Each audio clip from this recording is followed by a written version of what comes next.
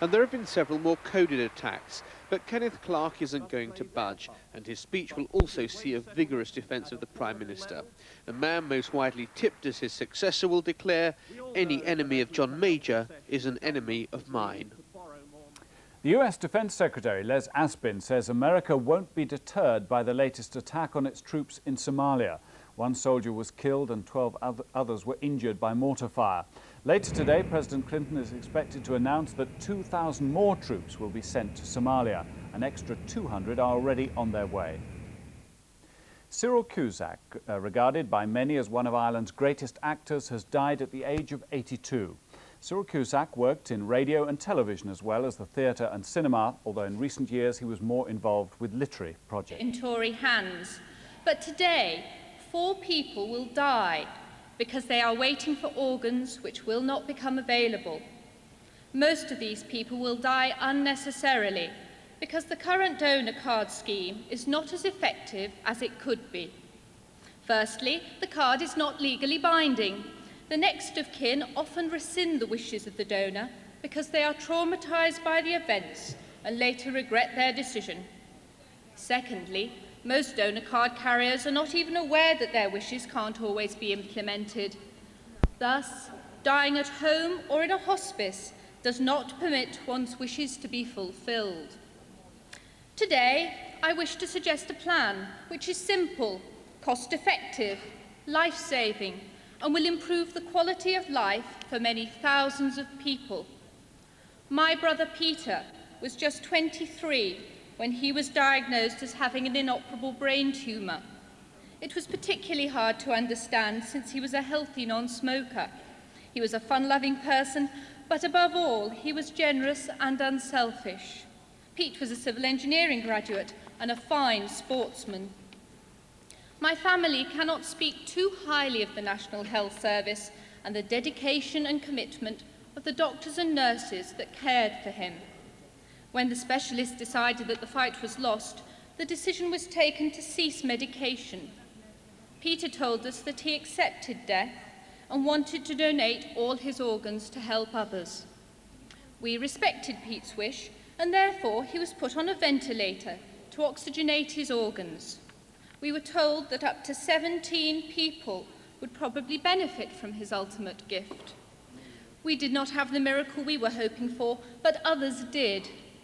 One person had been on dialysis 6 times a week for 5 years, and he was able to return to his teaching position and resume a normal life.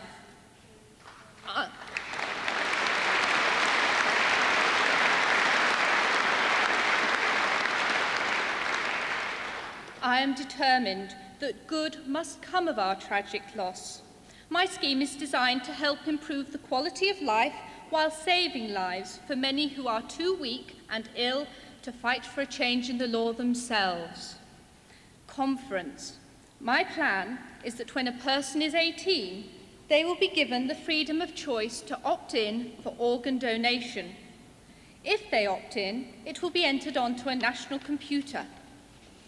At the moment, the medical profession are placed in the ghastly position of having to broach the subject of organ donation with the next of kin, and they have neither the time nor the resources to do this in addition to their vital work. How much more practical it would be for them to refer to the computer and be told immediately the individual's choice. The government says that organ donation should be voluntary. Mrs. Bottomley, opting in is voluntary and personal choice would be available. Our Prime Minister rightly says that we are indeed a caring party. What right have any of us to deny the donor and the desperate recipient just because we have failed to provide the appropriate legislation? Surely, the democratic wishes of individuals should be sacrosanct. The present donor card system does not work.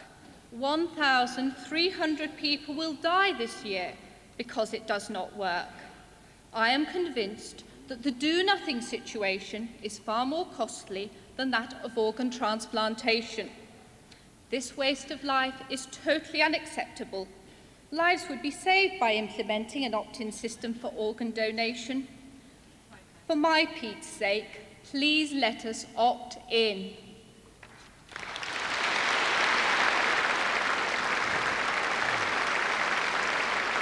Virginia Bottomley and representatives old and young here at the Conservative Party conference here this afternoon in the debate on health. Thank you for sharing that with us. Dr. Anthony Clark will come next, and he is the Vice Chairman of the Conservative Medical Society and a consultant rheumatologist, and after him, Mrs. Colette Jones. Dr. Clark.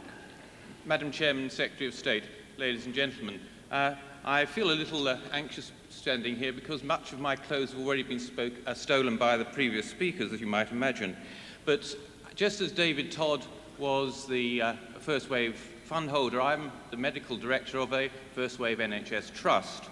And I would like to do three things this afternoon. I'd like to offer some thanks to the Secretary of State, particularly relating to hospitals. I would also like to do some urging, and finally an exhortation. The thanks I'd like to offer include things like, thank you for the health of the nation. For the first time, we are really looking to convert the National Health Service from a National Disease Service into health, and that's important.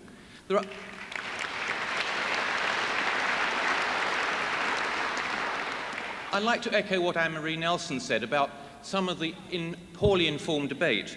There are things going on that this government has pushed forward with that are really quite remarkable. And such unsung things are the research and development programme that Michael Peckham is leading, which will lead to better health and a better understanding of the way we spend our money. I talk about things like medical and clinical audit, which is raising the clinical standards in our hospitals and in general practice.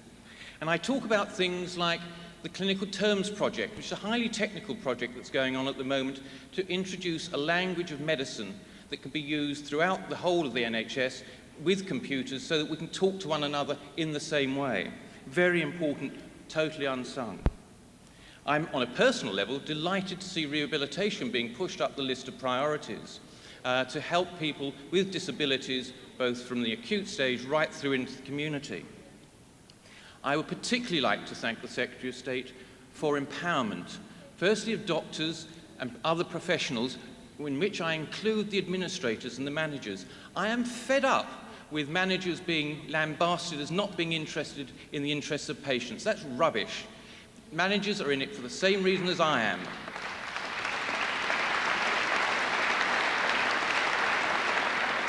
They're there to help patients. I've not yet met a manager who isn't there to help patients.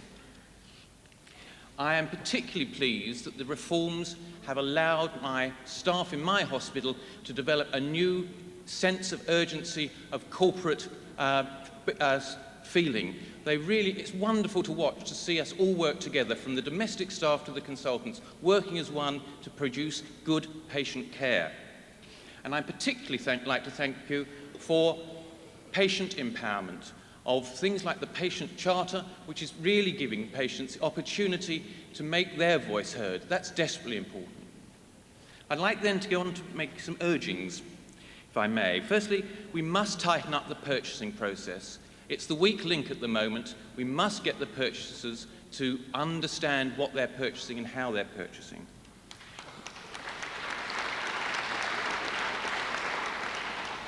We must understand that everybody in the health service actually understands the process. I'm amazed at the number of people, including in trusts, who don't understand what the process is, and we've got to do more work there. I urge you, Secretary of State, to sort out London, and to do it soon, because the uncertainty is bad for patients and it's bad for staff. And lastly, I would like to urge you to look very seriously at the question of joint purchasing, not just with FSHAs and DHAs, but with social services as well, so we have a totally seamless service. That may mean depoliticising social service committees, and that's something to grasp and grapple with. And thirdly and lastly, I'd like to exhort you, Secretary of State, to have the courage to see these reforms through and really show that the health service is safe in Conservative hands. I beg to move the motion, follow the motion. But the interesting thing here at Blackpool this afternoon is that this debate on health has absolutely consumed the party in years past. It was, of course, one of the most hotly fought subjects in the last general election. But now the 1988 health service reforms are evidently bedded in, at least in this party, although in the other two parties there was much more intense debate about their acceptability. Colette Jones. Thank you. Madam Chairman, Secretary of State, Ministers, ladies and gentlemen, I wish to support this motion from a Northern Ireland perspective. Yes, we have implemented the Patients' Charter in some areas of Northern Ireland. The Southern Board, the area in which I live, has just given its first annual report on the Patients' Charter with glowing results. Waiting lists have been reduced dramatically over the last year, and this was made possible by the introduction of Patients' Charter at a cost of £500,000. This has directly benefited 2,300 people.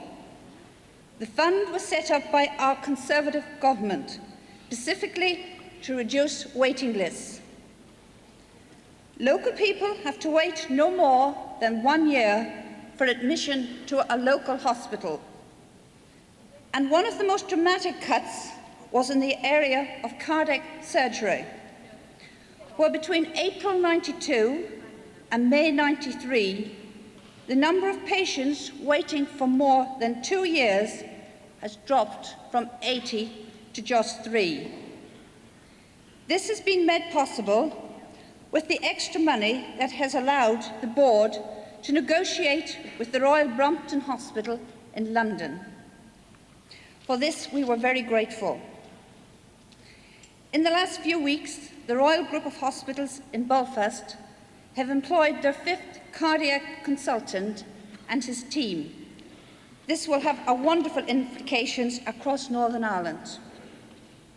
Conference, of course, there is concern being expressed about some services, especially for the more vulnerable members of our society, including the elderly, the mentally handicapped, and the physically disabled.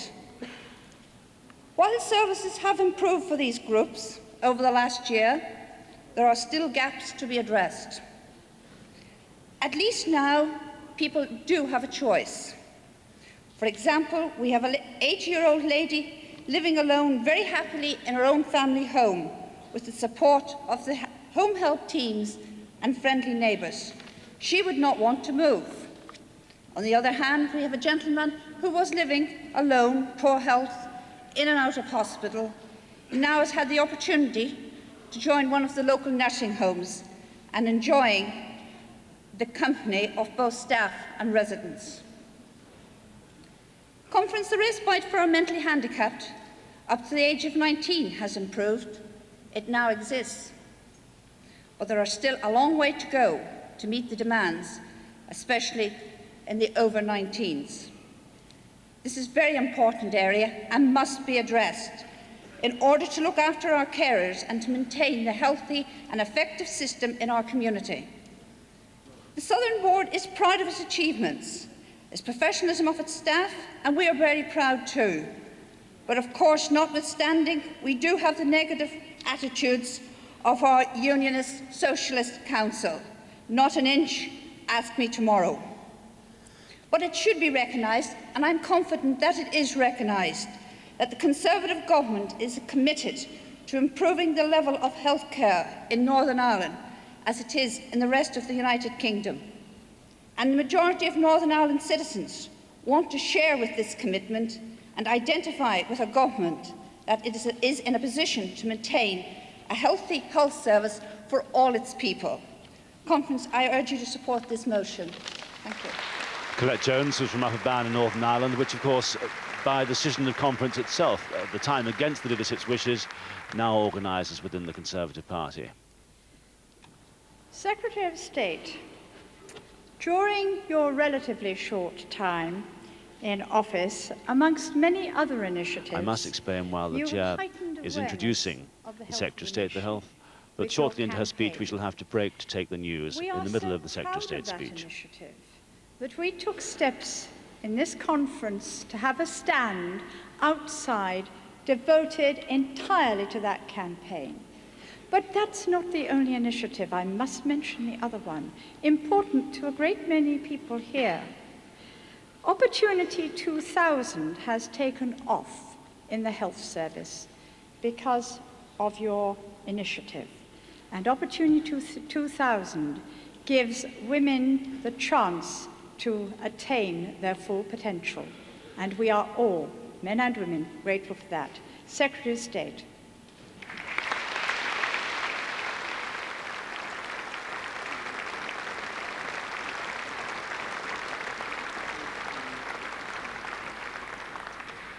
What a tremendous debate we've had. Speaker after speaker speaking with authority, with experience, with great commitment to the health service. What a contrast with other political parties. Thank you to Tessa Holroyd, to Ross Coates, Anne-Marie Nelson, Dr. David Todd, Christine Cox, Anthony Clark and Colette Jones. A tremendous and a constructive debate. And Madam Chairman, how splendid for the National Health Service and how splendid for the Conservative Party that you should be chairing this conference. You, a qualified midwife, like so many other people here, somebody who knows about the health service, who understands the health service, knows about the problems and the difficulties, knows how to work for the future. Thank you very much.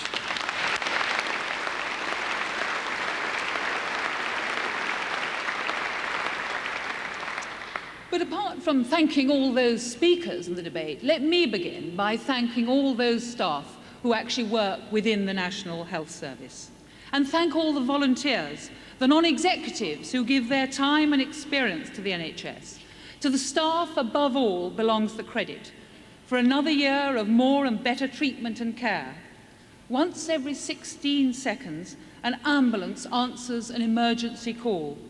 Once every 9 seconds, a surgeon performs an operation.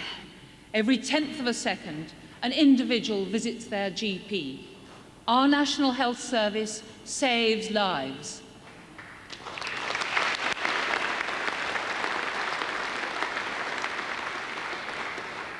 Fewer babies died last year than ever before. The number of cot deaths fell by half. We saw advances in the battle against stroke, against breast cancer, against asthma. Our doctors, our nurses, our professionals are admired the world over. Read the letters I receive from patients and their families. We must take a break here in our live coverage for the news from London, but we'll be back soon with the Conservative conference at Blackpool.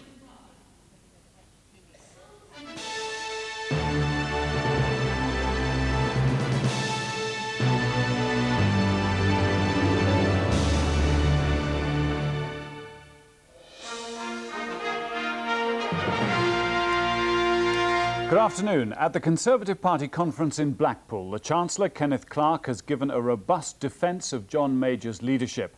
And the former Chancellor, Norman Lamont, has said he has no doubt the Conservatives can win the next election under Mr Major.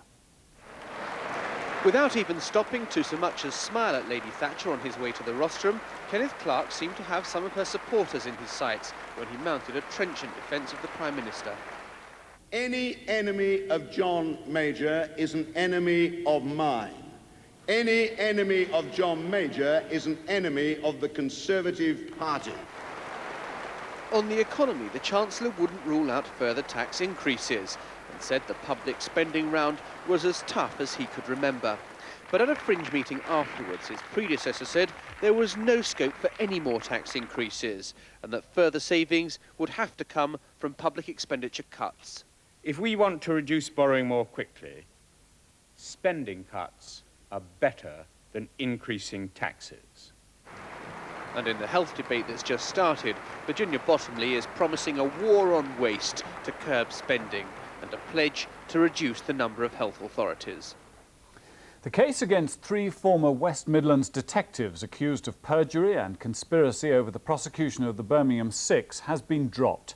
The judge at the Old Bailey said a fair trial would not be possible because of the publicity. Walking behind 2 of their legal team, the 3 former detectives left the Old Bailey knowing they no longer faced criminal charges which could have put them behind bars. Mr. Justice Garland said it was now impossible for the 3 former detectives to get a fair trial.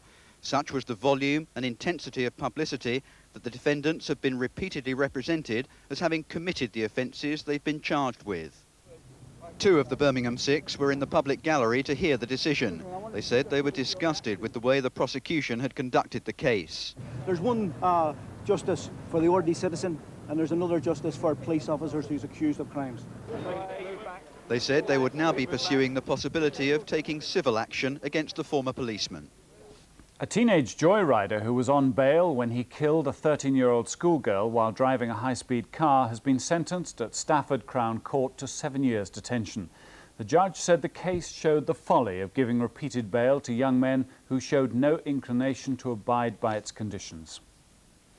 Russia is observing a day of mourning for those who died during the armed rebellion on Sunday and Monday. Most attention was on the funerals of 17 members of the security forces, who were among the 122 people known to have died. The state is paying for all the funerals, including those of President Yeltsin's opponents. And that's all for now. The next news is at 10 to 4.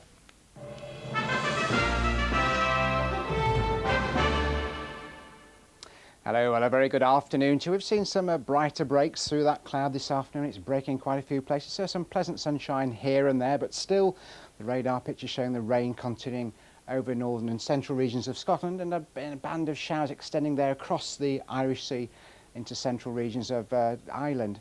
Sprinkling of showers into the west and the southwest, and those are going to persist, I think, as we go through the afternoon. Brighter breaks in more central areas of England, but the rain continuing certainly through the central regions of Scotland. And still quite chilly in the far north and west, those strong winds pegging the temperatures back. Further south, the top temperature about 16 degrees. Tonight, further showery rain spreads across the Channel Islands into southern and central regions. Further north, basically dry, clear, but chilly.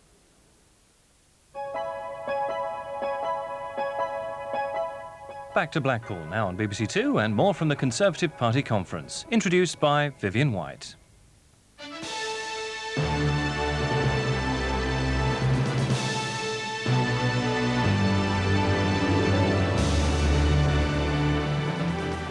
Welcome back to the Conservative Party conference in Blackpool. The Secretary of State for Health, Virginia Bottomley, has begun her reply speech to the debate on health. She's been courteously introducing her own team and discourteously introducing Labour's.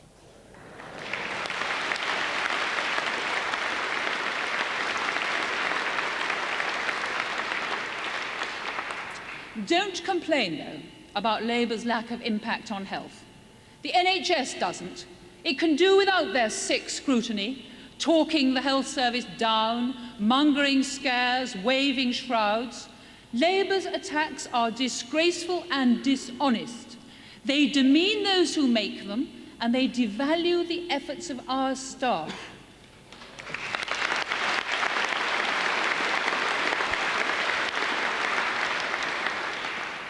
We believe in recognising the achievements of our staff.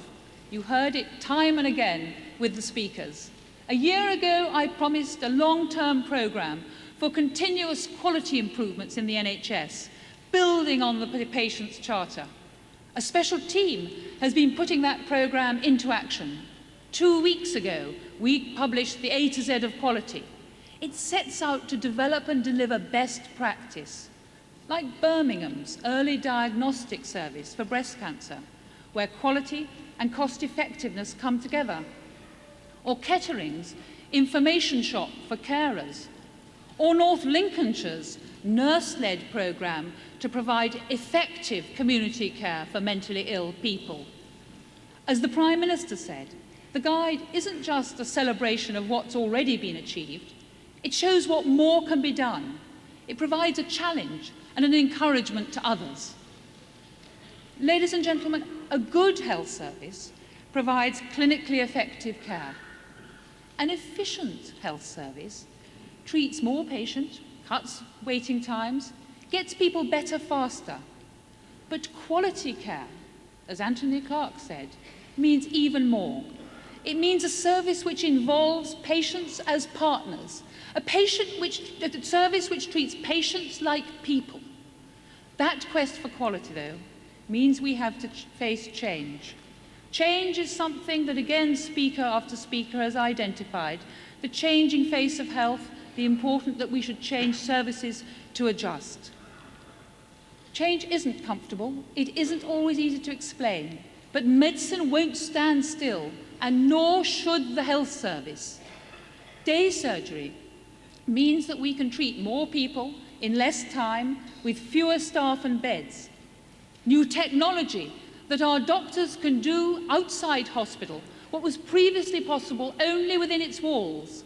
New drugs can mean less hospital treatment. We're extending our family doctor service dramatically, and the work of the primary healthcare teams, and David Todd described to you some of the changes. Their work has long been admired as the backbone of the health service. Now it's advancing at the leading edge. Now, Madam Chairman, I well understand the immense pride and loyalty which people feel towards great hospitals in London and elsewhere. But if our children and grandchildren are to feel that same pride and loyalty in their health service, then we must equip it to meet the future, even where that means tough decisions. We must consolidate our specialist services to preserve and strengthen their worldwide reputations in treatment, in teaching, and in research. We must develop local health services, and we will. In London, where that need for change is greatest, and again speakers have recognised that, some 78 new primary healthcare projects will come to life this year. New health centres, new GP surgeries, new teams working in the community, hospitals at home. The message is clear. Institutions are important. Staff are more important. But it's patients that matter most.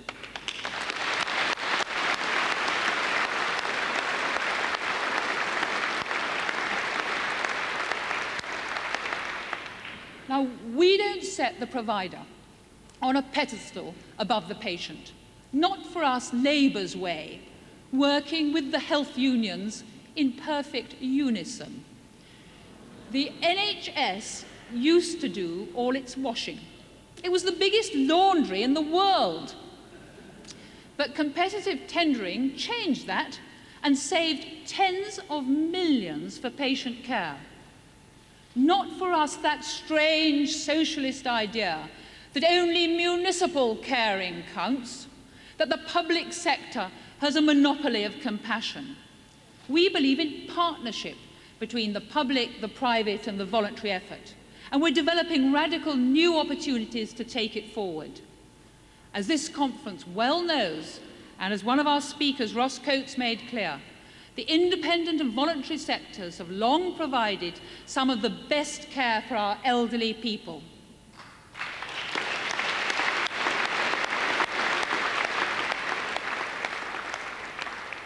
And the hospice movement, founded on voluntary effort, is one of our nation's jewels.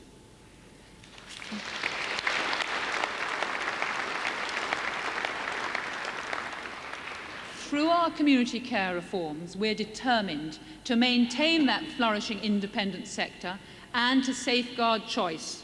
And Ross Coates, you're quite right. We need our Conservative councillors to understand our vision, to hold true to the spirit of those important reforms. Labour deride voluntary services. They condemn the private sector. Listen to them go on about Group 4. What about Clause 4?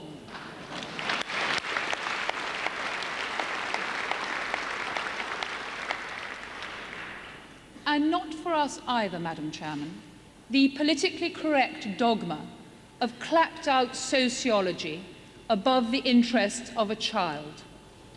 I'll shortly publish a white paper on adoption. We'll make clear that in placing a child with foster or adoptive parents, the child's interests always comes before ideology.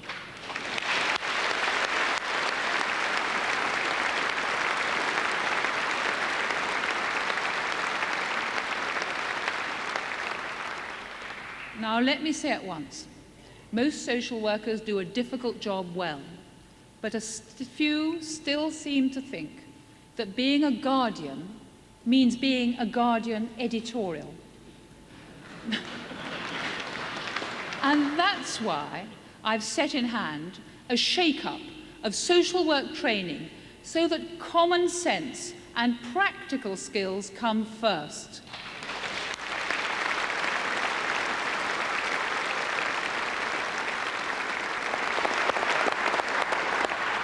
Madam Chairman, as this conference knows, children need parents, not textbook theories. Now, Madam Chairman, thanks to our health reforms, we've said goodbye to the old command and control health service. Conservatives are rightly suspicious of over-centralisation. We challenge it in Europe, at home, in health. We're devolving power and responsibility, and trusts are using their freedoms to motivate staff, to inject a new sense of direction, of ownership, of identity.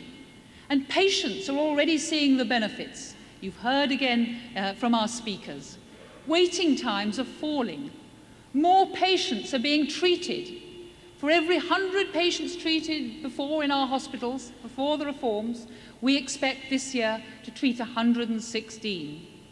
And in 2 years' time, virtually every hospital, community and ambulance service will have become a trust.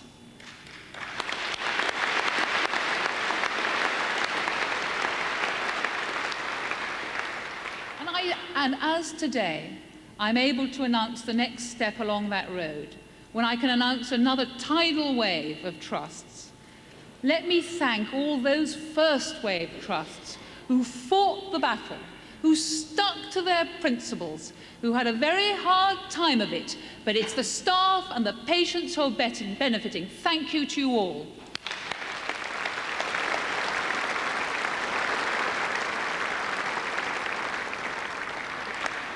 From next April 99, more hospitals and other services are going to take charge of their own affairs, providing that better care for patients. Ladies and gentlemen, trusts are good for staff, trusts are good for patients, and trusts are here for good.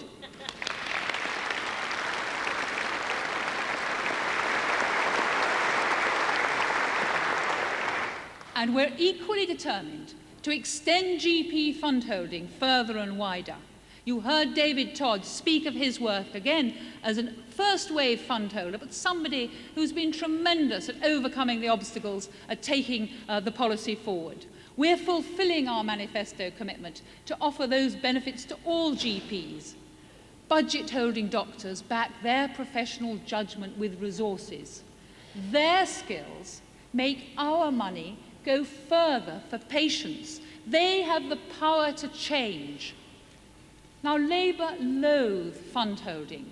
You see, they level down. We level up. Fund holding means a top-tier service, not a two-tier service.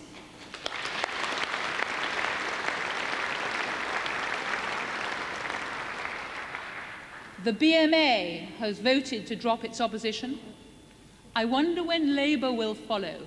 No doubt in time they'll say they thought of it first. And meanwhile, what of the Liberals? Paddy Ashdown claims that they're as different from Labour as chalk and cheese. We know that they're more like stork and butter. You can't tell them apart.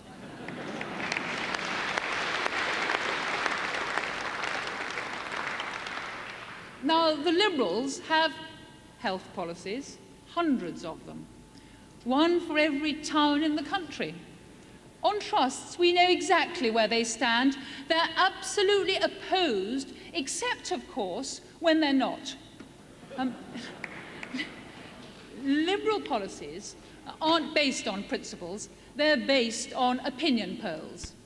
And what we know about polls is what we've always known about Liberals.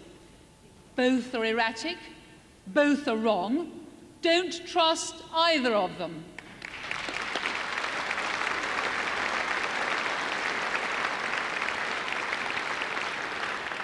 Now, Madam Chairman, what divides us from our political opponents is responsibility. The modern Liberals never had it and never will. Labour have forgotten what it feels like. But Conservatives face up to responsibility with a warm heart, but with a clear head. Our opponents inhabit a never-never land, where there are never ever any problems and never ever any need to say no. But you see, the health service has to be efficient as well as compassionate. Madam Chairman, the health service has to be efficient to be compassionate. To make progress for patients, we have to make tough choices. To go forward, we have to get the priorities right. Our party has given a commitment to increase health spending. We stand by it, but just as important, we'll redouble our commitment to that war on waste. We must get the best patient care out of that £100 million we spend every day. When the NHS saves just 1 penny in each pound, that means an extra £1 million every day for patients.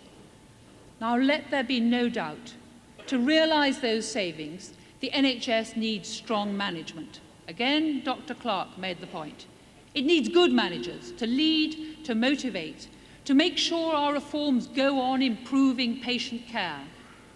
But to develop the potential of our reforms, we must further modernise and simplify the structure of management. We'll continue to demand the highest standards of probity, of openness and accountability throughout the service. We'll eliminate duplication and waste. We're determined to cut costs at all levels, releasing more money for patient care.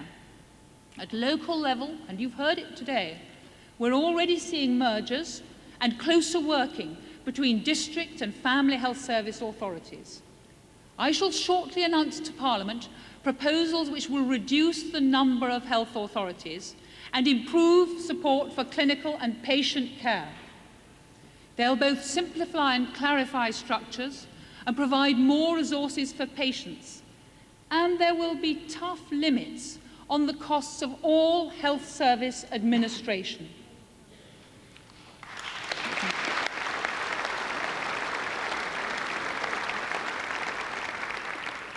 Madam Chairman, business has to deliver demanding objectives within tight constraints on overheads. So must the NHS. And we shall go on being tough on all unnecessary spending. Nicotine patches may help some people give up smoking, but if someone can afford to smoke, they and not the NHS can afford to buy their own nicotine patches.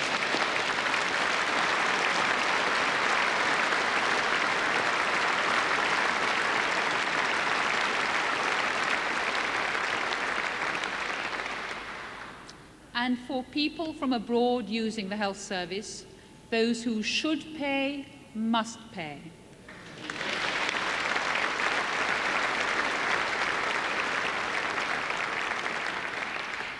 But, Madam Chairman, we all have a duty to treat the health service responsibly. Not, for example, calling out the doctor in the middle of the night if it can wait till morning, by letting the hospital know if you've got to cancel your appointment.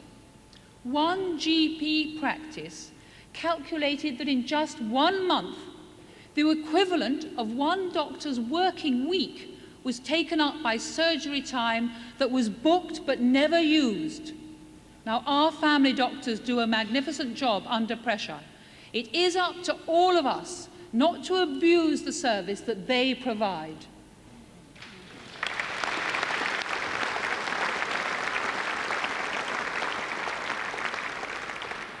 In the Patients' Charter, we set out people's rights. But as Conservatives, we know that with rights come responsibilities. And that's why we launched our Help Us to Help You campaign in the summer. And that sets out how, by working together, we can all help our health service.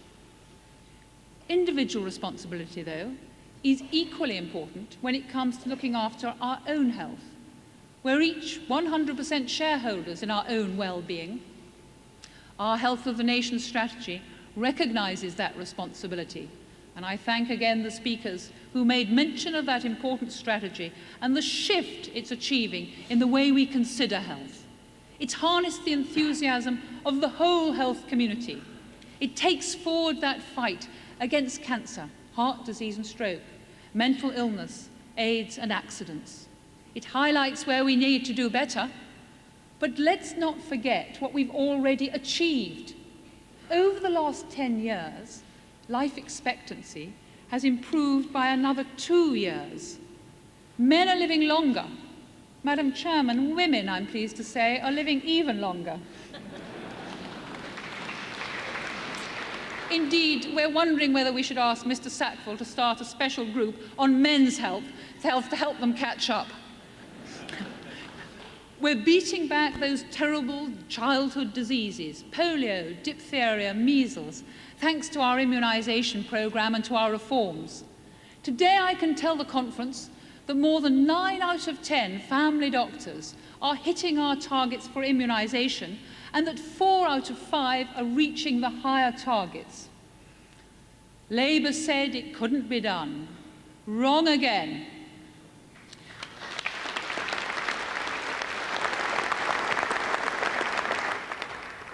Madam Chairman, the founding ambition of the National Health Service was to secure improvements in people's physical and mental health. Labour still see the health service as a means for redistributing wealth. That's a flawed view. The NHS is for everybody. What Conservatives know is it has to be paid for, not by redistributing wealth, but by creating wealth. By building on the recovery, we're creating the resources which the health service needs. Our achievement has been to take socialist dogma out of the health service. Our commitment is to a quality health service, driven by people, by their needs and choices. Our ambition to pass it on thriving to the next generation. That's our vision. The pressures ahead are immense, but so too is the potential. New techniques, new ideas, new motivation. Disraeli said, change is inevitable. Another great Tory, Dr. Johnson, that change is not made without inconvenience. But it would be more than inconvenient to let the NHS fossilise in the past rather than breathe in the future. It would be a fundamental betrayal of our duty. Our health service is the envy of the world. We must all work relentlessly to keep it that way. By putting patients before buildings, by putting people before prejudice, we must work for the future and not live in the past. We have a living, evolving contract with the health service. John Major signed it. His general election victory sealed it. And now our government, our party, and our National Health Service are delivering it. Thank you very much. The Health Secretary, Virginia Bottomley. And they're giving her a standing ovation. In a speech in which she finished talking about the issue of the management of change and symbolised that by, I wonder who on earth was acknowledging up there. Someone up on the balcony giving her encouragement.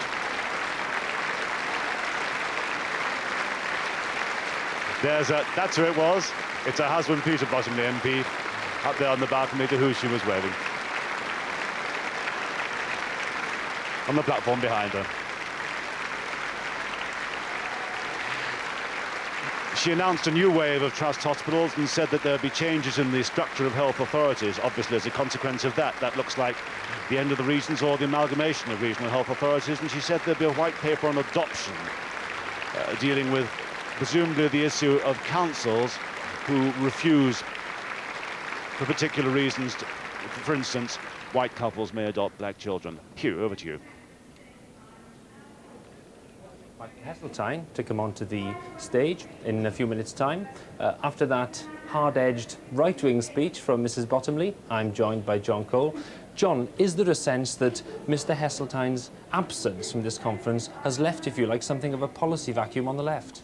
Well, I think it's so. There are other ministers who would be regarded on the left of the party, but frankly, Hugh, I think this party has been so deeply scarred by its disagreements over Maastricht, over Europe, that even those who are on the left who have spoken from the platform have been using a right-wing rhetoric. I mean, the pro-Europeans, the real Euro enthusiasts in the party, privately, they are in despair at even the kind of speeches some of their friends are making, and they fear that the party is choosing, the Prime Minister is choosing between Europe and party unity, and that in the meantime, for very obvious reasons, he has found himself having to give priority to party unity. They are dreading going back to Westminster and the fear that there will be more rebellions.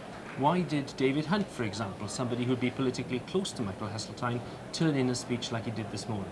Well, it looked like David Hunt reminding people that there were other left-of-centre people available for leadership if that eventuality should happen sometime next year. It was a very rip-roaring speech, but as you say, the rhetoric was all that of the Conservative right rather than of the left. Of course, the Conservatives convinced themselves that social Europe is not going to happen and that they're in the vanguard of the move away from all these social provisions in the employment area for which he is responsible, David Hunt is responsible. The question of credibility is central, I'd have thought. Mr. Hunt's credentials are well established. We know where he comes from, as they say. How credible are the right-wing noises that he's making? Well, that is the difficulty. I mean, I think these are being done for reasons of party unity, not to disturb people. But of course, having said that, they still face the dilemma of John Major's leadership. Now, I don't myself, having taken soundings here, think he is in peril this year, and I think that's the consensus among our colleagues. What I do think is that if the elections, the European elections next year, don't get right, there's an awful lot building up in private. All the loyal noises are being made by his colleagues on the platform. A lot of them are saying that he is not able to articulate an ideology, that in fact he's behaving in some ways, his government's behaving in a more right-wing way than Lady Thatcher did, for example, privatisation of the railways, which she had hesitated about. And yet he is not getting the credit for it, as you might say, with the right of the party, and that he has to articulate more clearly an ideology, and that he finds it difficult to do that. Now, as a person who admires pragmatism a good deal, I don't find this a particularly attractive argument, but nevertheless it is being made by many Conservatives. They do feel that he has to spell out and give the government a direction that he's drifting. Horrible balancing act he'll have tomorrow in his speech. Do you think he will eventually be tempted, therefore, to make a big pitch for the right, perhaps something he'd have resisted a few months ago? Well, I think it is almost the opposite of the dilemma that frequently faces Labour Party leaders. They make left-wing noises and do right-wing actions. I think he may find himself making right-wing noises and yet trying to keep his government on a European road, which he knows is inevitable, against things like capital punishment, which there was so much shouting about yesterday, but everybody knows is not coming back.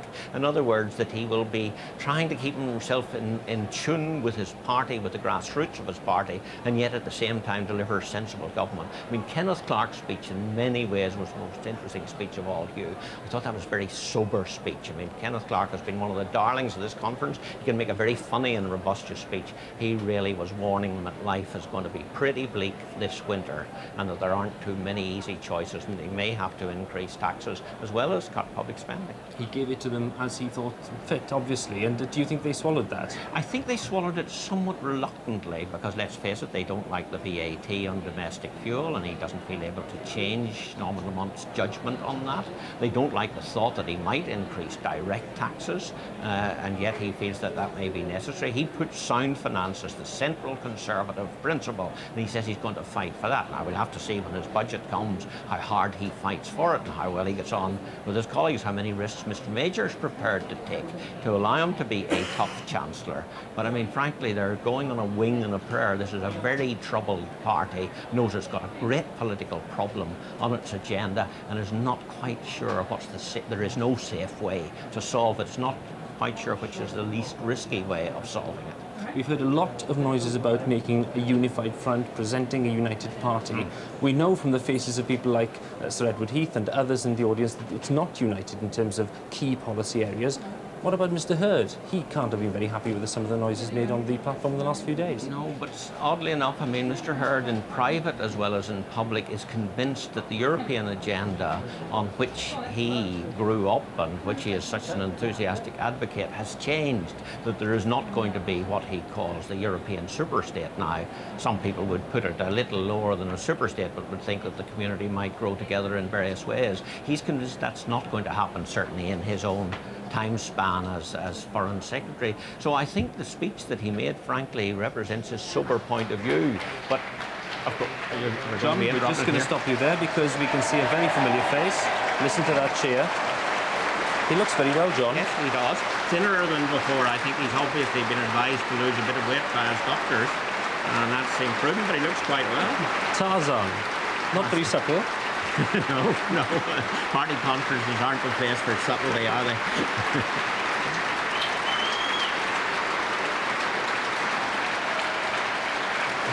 They may not all be in tune with him ideologically, but there's a fair affection for him. He's a great party performer, isn't he?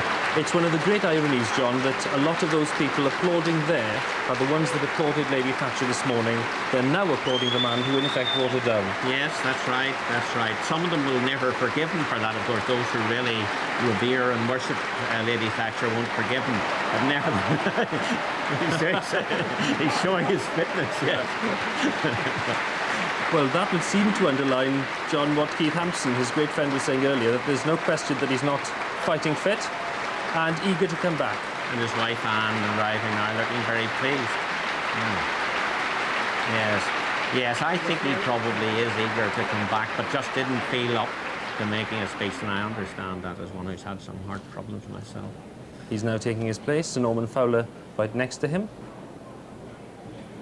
John, in terms of Mr Heseltine's own image here now, do you think they still see him as a future major political figure or not? Well, it depends on his health. Some of them have reservations. They wonder if he won't be. Some wonder whether the party's moving away from him. I think the party will need to have a voice like Michael Heseltine's, whether it is him or another, who will speak up for that wing of conservatism, because it is a separate wing, a more traditional one-nation Toryism, and I don't think they will be prepared to abandon it, particularly as they come up to a general election. John, thanks very much. Sheena. Well, we've just heard the Health Minister announce the fourth wave of hospital trusts, and appropriately enough seeing the Conservative Party's most popular patient building on the recovery, I guess, on the platform there. But how well are the health reforms going? With me is Hazel Pearson, leader of the Conservative group at Cleveland. Now, I know you approve of the principle, the theory, but do you think they're working? I hope that you mean the trusts? Oh yes, I do think the trusts are working. I thought that you were asking me about the Regional Health Authority and that. Well, with the Regional Health Authority, I think Virginia is quite right in saying that she has to look at it. I would hope she does look at it and look at it carefully, because the structure has to be right. But what an opportunity with local government reorganisation to make the health authorities and local government one area covered by both services. You know, we have a joint Tees-Hyde Health Authority. We've gone so far towards that amalgamation. I think the best thing that could happen to my area is see a Teesside reorganisation along with the health, one boundary. So you're referring to the story in the papers today that the regional health authorities may be fused, in other words, reduced, abolished, and you would welcome that? I would indeed. I was a member of the Regional Health Authority for 9 years, and I felt I had a voice for the local people. When it was made smaller, the numbers were reduced, I lost that place. We don't have a local voice, and who knows about the needs of the people more than the local people do? Well, the Health Minister wasn't talking about that. She was talking about the tranche of NHS trusts. David Lomas, you've written a lot about this and studied them. What's your view?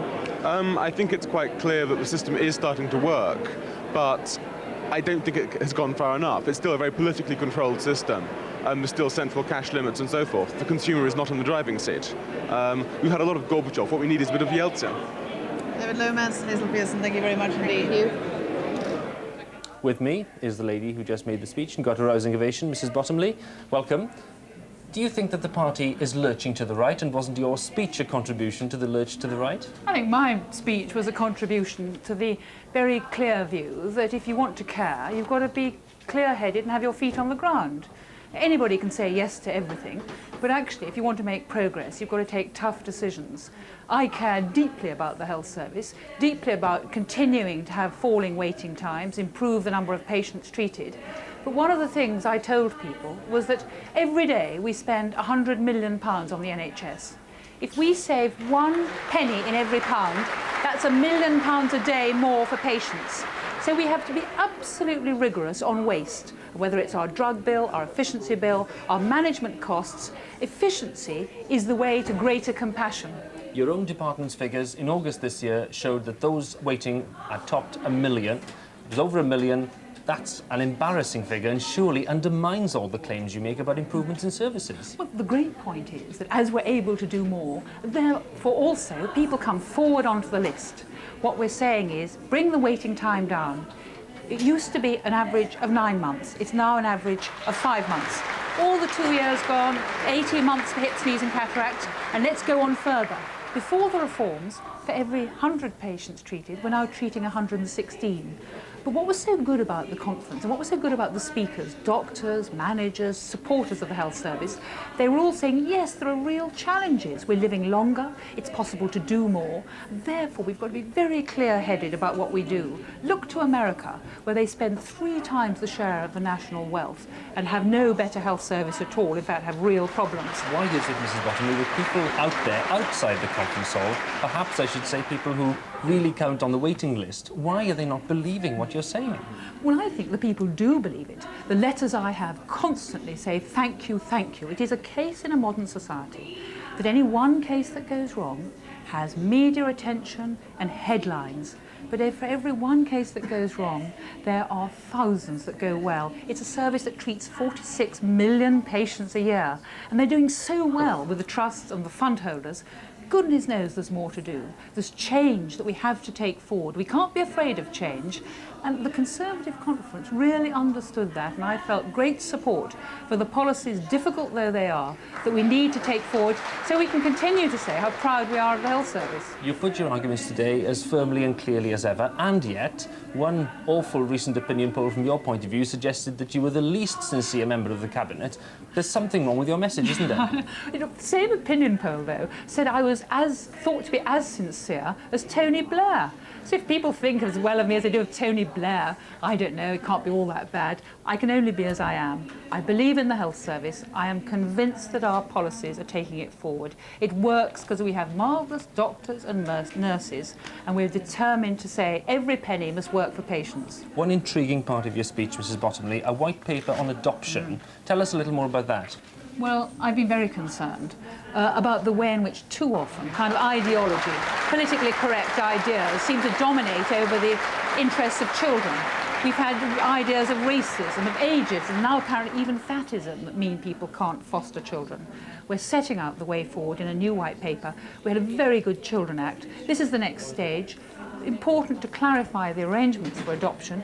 Also, now about half our adoptions are from step-parents. We need better, more civilised measures for them. Very briefly, Mrs. Bottomley, it's just not another excuse to stick the boot into social workers. Oh, goodness knows, social workers have a difficult job, and I was the first to say so.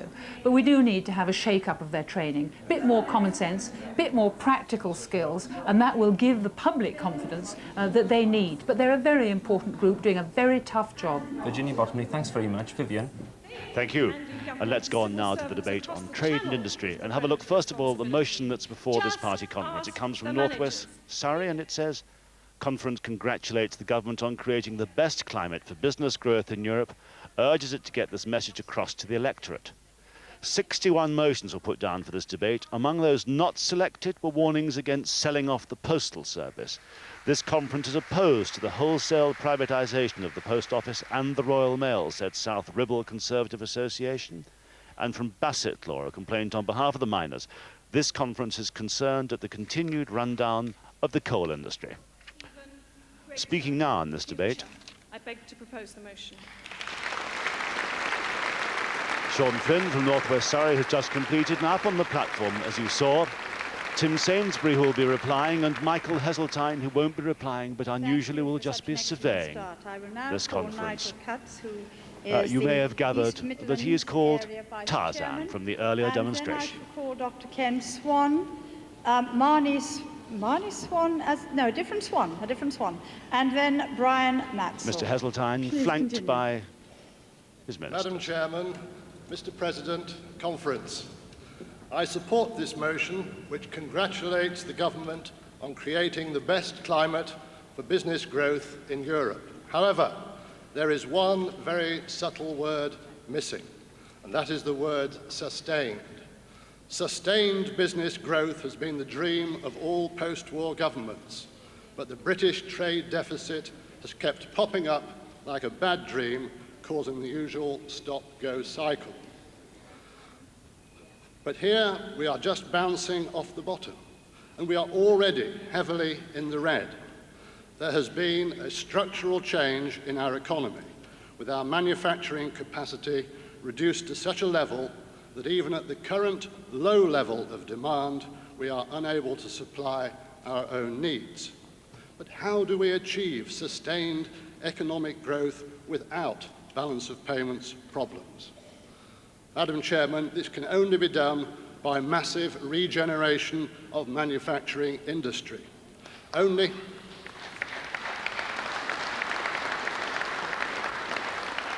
Only a combination of import substitution and increased exports will enable us to move back into surplus as the economy expands.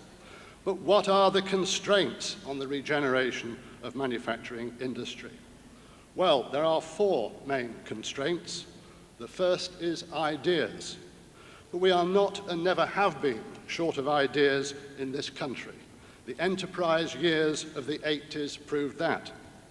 The second is skills, but this is being addressed very aggressively by the network of techs, which after only 2 years are already making a tremendous impact. The third constraint is physical, land for development and manufacturing floor space.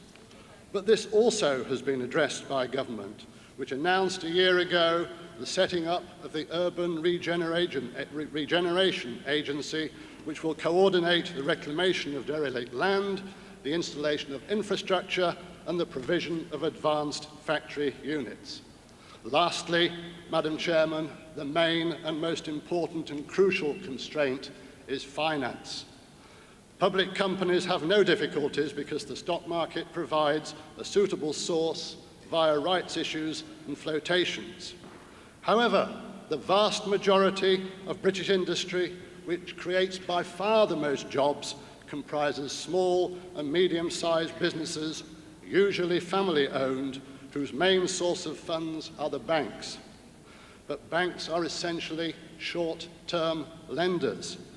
Any of you who have approached banks recently for new projects or business startups will know that there is little chance at all.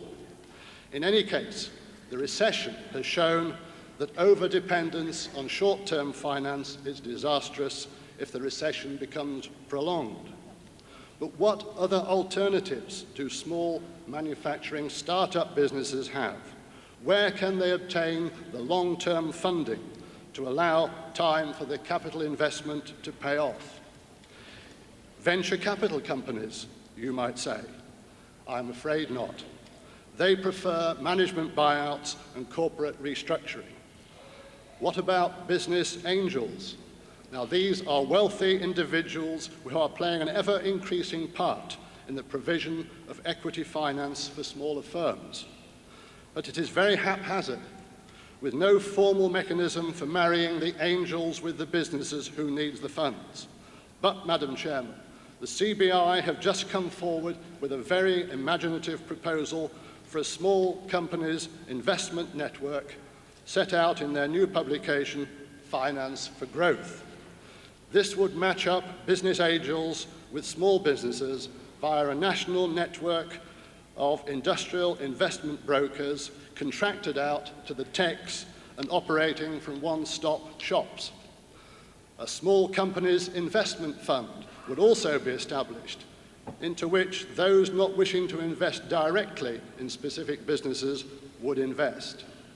This would provide a pool of capital to be drawn on by the local industrial investment brokers. I wonder, could you wind up? Tax relief would be available to private investors at their marginal rate for up to, say, £250,000 per annum on a 5-year minimum basis. And, Madam Chairman, there is a strong case to allow tax relief for both company directors and employees to invest in their own companies. Madam Chairman, Conference, let us release the energy, enterprise, initiative and wealth of the British people, and the reward of sustained economic growth would be ours. I support the motion. So the motion, as we've explained, will be replied to at its end by Tim Sainsbury, the Trade Minister. Thank you. Can I now have Dr. Ken Swan, who is from Batley in Spen and Vice Chairman of that will be speaking in this case and in then place of Mr. Heseltine, whose conference rhetoric is familiar and well loved and quite spectacular. Chairman, Secretary of State, ladies and gentlemen, may I first of all declare my hand. I have no problem in supporting this motion whatsoever. I think it's a good start. And I think now that we've got rid of the Maastricht discussions and all the paraphernalia associated with it, we can now direct our attention onto the things that really matter, and that's wealth generation.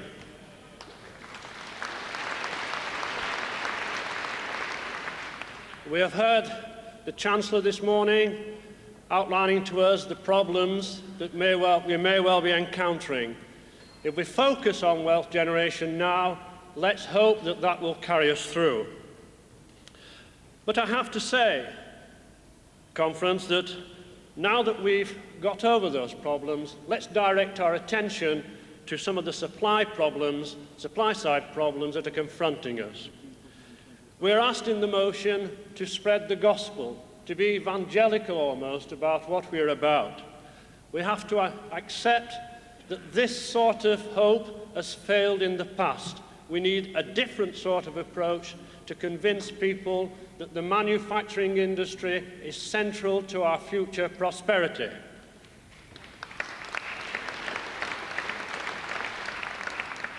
We have seen in the White Paper, realising our potential, some of the problems that are awaiting us in trying to change the attitudes within society and to bring about changes in the supply side. May I say, Secretary of State, that we should not shirk from these responsibilities. They are tough. We've been down this road once with the Finiston report and we didn't quite get it right. Let's not make the same mistakes. I must say and remind Conference that we're living in a world where technology is paramount, where developing countries acquire necessary technological expertise without investment in the transition through the sciences. Dr. Ken Swan from Batley in Spen. Now we have to take a break from our live coverage of this party conference in Blackpool. We'll be back soon.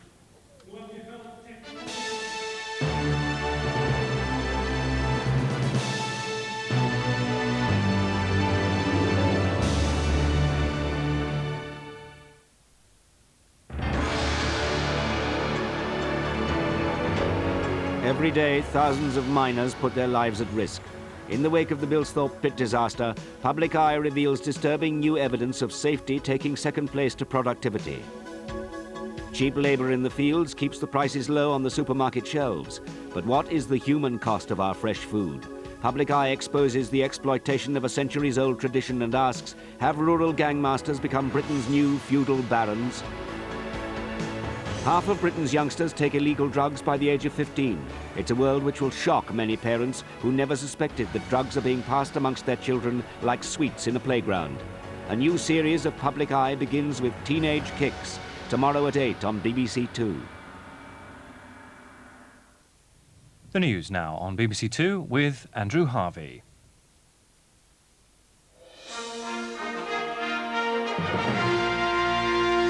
Good afternoon. The case against 3 former West Midlands detectives accused of perjury and conspiracy over the prosecution of the Birmingham Six has been dropped. The judge at the Old Bailey said a fair trial would not be possible because of the publicity. Walking behind two of their legal team, the three former detectives left the Old Bailey, knowing they no longer faced criminal charges which could have put them behind bars. Mr. Justice Garland said it was now impossible for the three former detectives to get a fair trial. Such was the volume and intensity of publicity that the defendants have been repeatedly represented as having committed the offences they've been charged with. Two of the Birmingham Six were in the public gallery to hear the decision. They said they were disgusted with the way the prosecution had conducted the case. There's one justice for the ordinary citizen, and there's another justice for police officers who's accused of crimes. They said they would now be pursuing the possibility of taking civil action against the former policeman. At the Conservative Party conference in Blackpool, the Chancellor Kenneth Clarke has given a robust defence of John Major's leadership. And the former Chancellor, Norman Lamont, has said he has no doubt the Conservatives can win the next election under Mr Major. Lady Thatcher has now left Blackpool, probably well satisfied by the way the right has reasserted itself this week. But as she left, so Michael Heseltine, who was so decisive in bringing her down, arrived, showing that he was feeling a good deal better. Earlier, Kenneth Clarke, without so much as a smile at Lady Thatcher, made his way to the rostrum with some of her supporters clearly in his sights. Any enemy of John Major is an enemy of mine. Any enemy of John Major is an enemy of the Conservative Party. On the economy, the Chancellor wouldn't rule out further tax increases and said the public spending round was as tough as he could remember. But at a fringe meeting afterwards, his predecessor said there was no scope for any more tax increases and that further savings would have to come from public expenditure cuts. If we want to reduce borrowing more quickly, spending cuts are better than increasing taxes. This looked like a pitch to become the leader of the right outside the cabinet. The Russian Interior Minister has said 49 bodies have been recovered from the Parliament building in Moscow, the scene of bitter fighting on Monday. The dead are in addition to the 122 people known to have been killed in 2 days of fighting. Russians are spending the day in mourning for those who died in the armed rebellion. The state is paying for each funeral, no matter whether the victim supported or was opposed to President Yeltsin. And that's all for now. The next news is the 6 o'clock news on BBC One.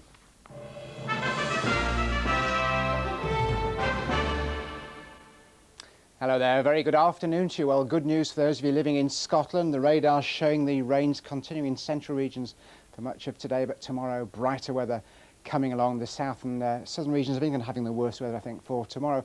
Showers still showing up in the southern regions there and away over the Channel Islands. That's the next belt of rain coming up into the southern counties of England then as we go through the night. The rain slowly clearing away in the more northern regions. As it does so, clearer skies bringing some mist, fog patches across Scotland and down into Northern Ireland. Fairly chilly there, the temperatures falling down to about 5 degrees. And that thundery, showery rain continues to push across central parts of England as we go through tonight. So tomorrow, wet in the south, brighter in the northern regions, the temperatures ranging from about 12 to 15 degrees. This is BBC Two in the southeast.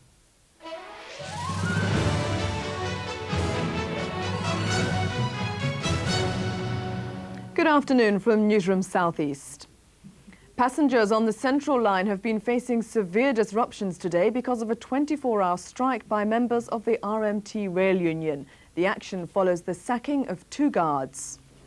Early morning commuters on the Central Line found about half the trains running as normal. That wasn't as good as London Underground hoped, but delays were still minor. Nevertheless, the union official whose sacking is at the centre of the dispute was not disappointed. Not at all, because we're in fact absolutely certain that over 60% of the service has in fact been cancelled. We know that from our members in the signal cabins. Later in the morning, some platforms became heavily overcrowded, a situation the unions claim was dangerous and irresponsible. London Regional Transport has agreed to pay £130,000 to the widow of an employee who died from an asbestos-related disease. Richard Bye from Loughton in Essex worked as an electrical engineer on the Underground for 28 years.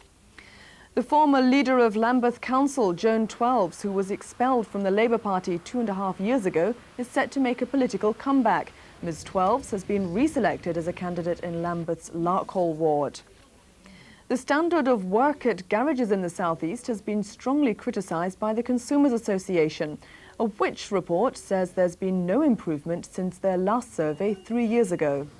26 garages in the southeast featured in the survey, which targeted both independent dealers and franchised operations. Before each service, Which engineers inspected each car, noted items which needed attention, and introduced minor faults such as blown bulbs or loose wheel nuts.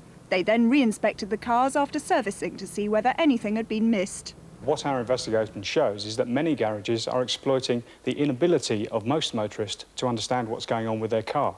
It's very difficult for motorists to check what work has been done, what work has been done properly, and indeed whether work has been done at all. Garages are exploiting that fact. None of the garages was rated as giving a good service. While just under half were considered adequate, more than half were described as poor. That's it for now. We're back on BBC One at 6:30 with our main programme, but now the weather forecast with Richard Edgar.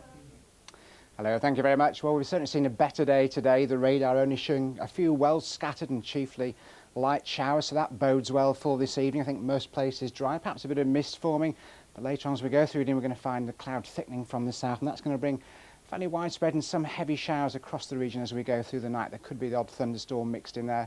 Not a cold night though, the lowest temperature is probably down to about 8 degrees. And then tomorrow, well, brief sunny spells, a lot of cloud, more showers around some of those heavy and thundery, and temperatures similar to today's. If I be the rain, you the earth, let love be the seed, and together make we give birth.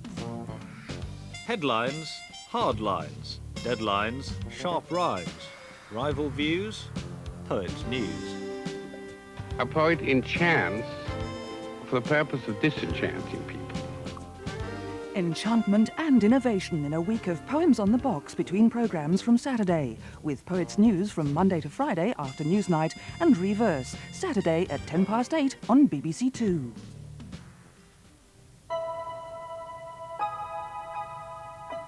BBC Two returns to Blackpool now for more from the Conservative Party conference, introduced by Hugh Edwards.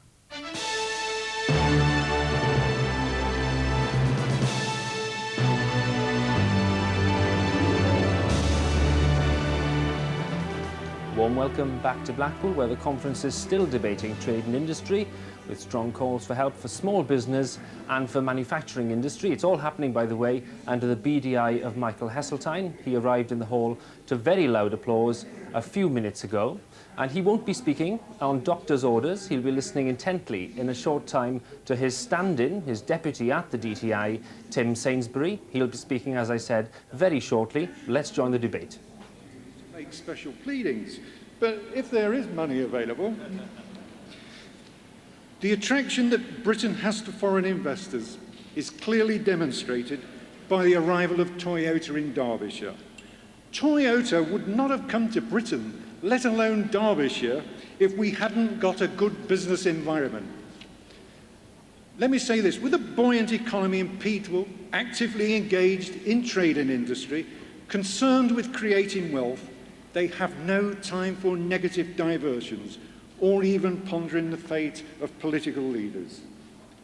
I believe in free trade, unhindered by regulation and socialist-inspired dogma. I believe only the best is good enough for Britain, and that the best will only be accomplished if we give business the freedom and opportunity to succeed. British success won't come from state control. It will come from people given the opportunity and chance to use their natural skills, talents, energy, thrift and inventiveness. I support the motion. Applauded by the Secretary of State. Brian Nutsall, that was, from Erewash in Derbyshire. Can I now Next call on his marks, John John Adcliffe Adcliffe. from London South East Euro Council, and then Raymond Monbiot, who will be our last speaker. John Adcliffe. Madam Chairman, if 4 years ago here in Blackpool I had said to you that in 1993 Rolls-Royce Aero engines would have an order book of £6.4 billion, I suspect you would not have believed me. If I had predicted that despite the recession, British car production today would be at its highest level for 19 years, that Rover would be giving BMW a run for its money in Germany, and that Honda would be planning to double production of cars at its Swindon plant within the next 4 years, again, I suspect you would not have believed me. And if I had gone on to say that in the last financial year, British Airways would have made a profit of £185 million at a time when Air France lost £20 for each and every passenger it carried, I think you would have thought I was mistaken. And yet, Madam Chairman, these are but 3 of the thousands upon thousands of commercial successes in Britain over the past 12 months.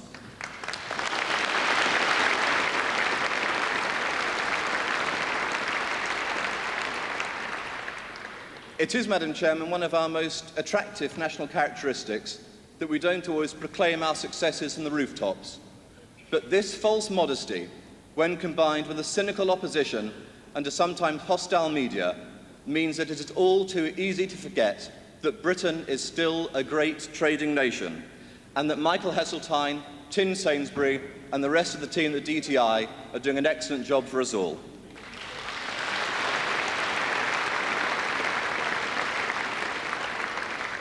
It is no accident that 1/3 of all foreign investment in the European community is now made in the United Kingdom, or that 6 times more cash has been pumped into Britain by Japanese and American companies than into Germany. It is the result of hard work, of careful planning, and of the many steps our government has taken over the past 14 years to sweep away regulation, to encourage enterprise, and to make Britain one of the most attractive and dynamic economies in Europe.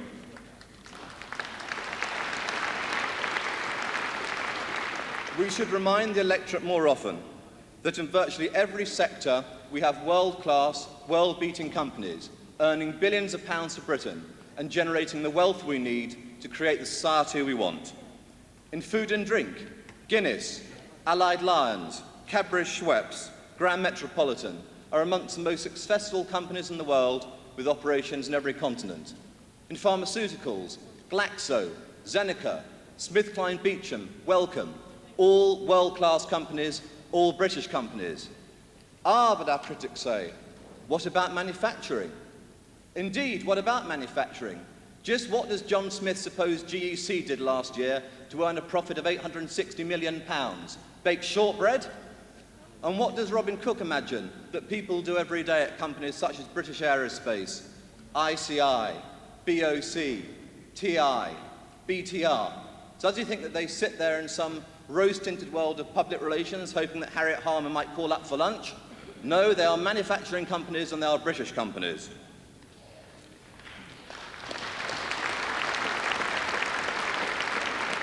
When it comes to trade and industry, we really do not need to take any lectures whatsoever from the opposition parties. Like Snow White's Mr. Grumpy, Robin Cook seems to exist in a miserable, gloomy world of his own, with the sole aim of running Britain down before breakfast, running Britain down before lunch, and running Britain down before dinner.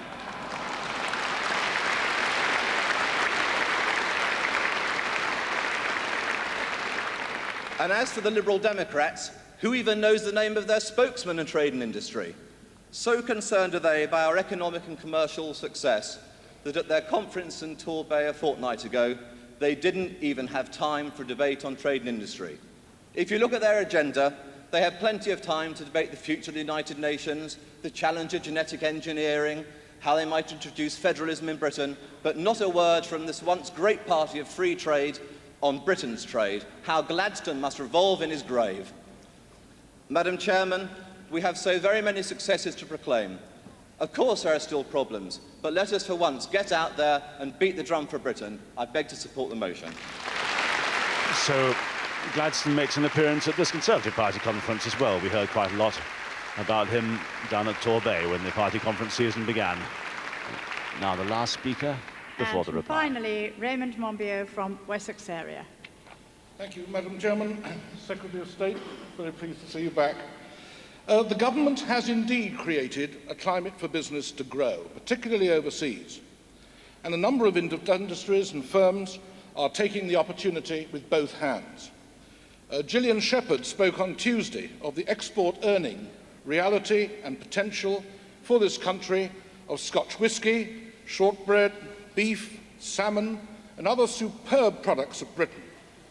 The Prime Minister has returned with huge orders from Japan, India, and the Middle East, and in recent months, and we salute his example and all those who paved the way to make it possible.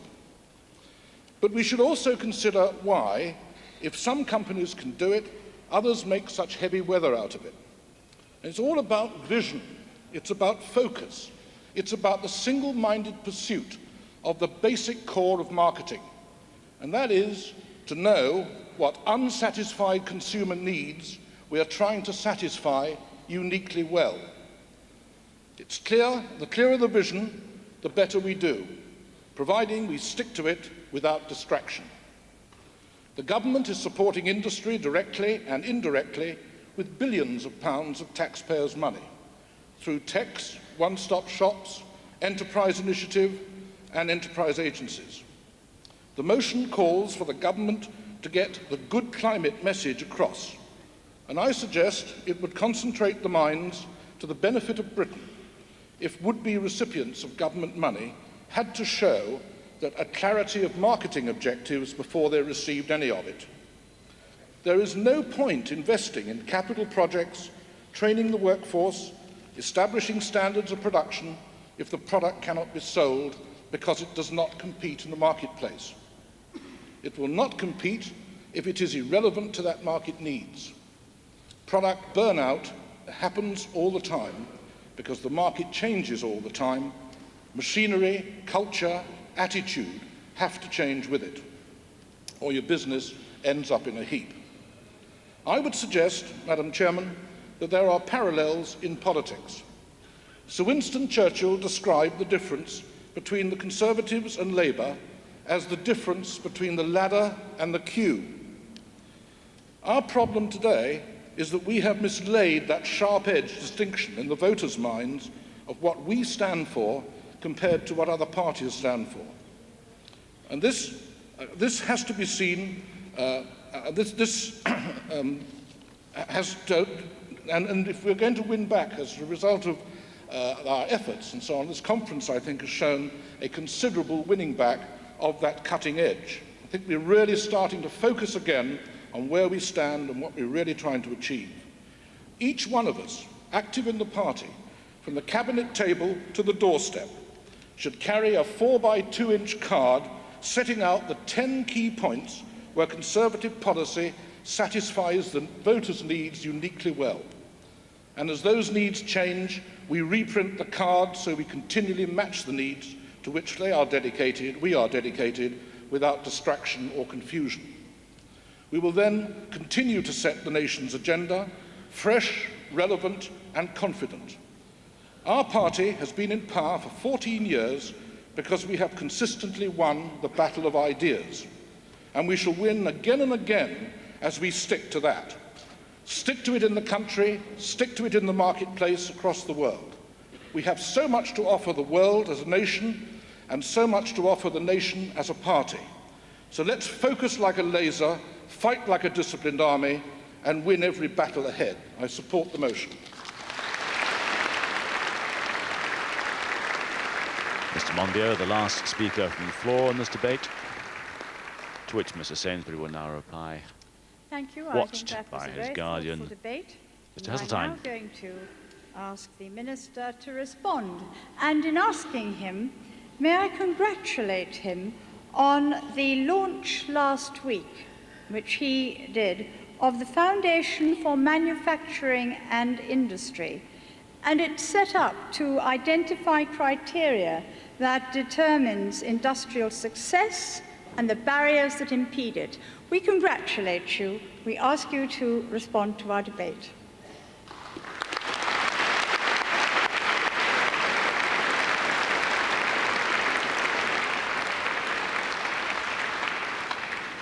Madam Chairman, ladies and gentlemen, before I reply to this excellent debate, the very first thing I would like to say is to you, Michael, how very much your DTI team welcome you back. We are delighted you obeyed Doctor's orders, even if we are a bit surprised.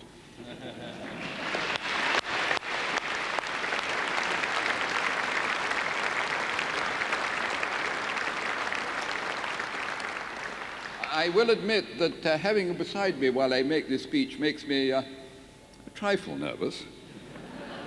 I did think, ladies and gentlemen, trying on a blonde wig. But then I thought maybe a gesture or two.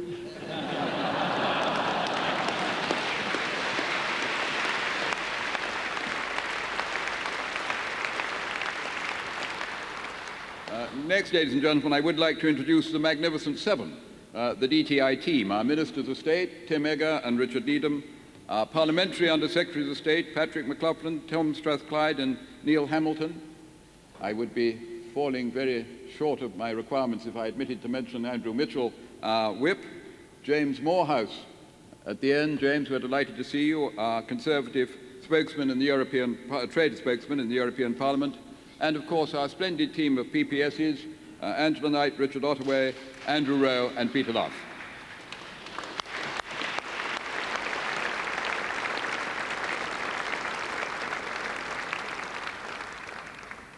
This debate, as we have already been reminded, is of crucial importance.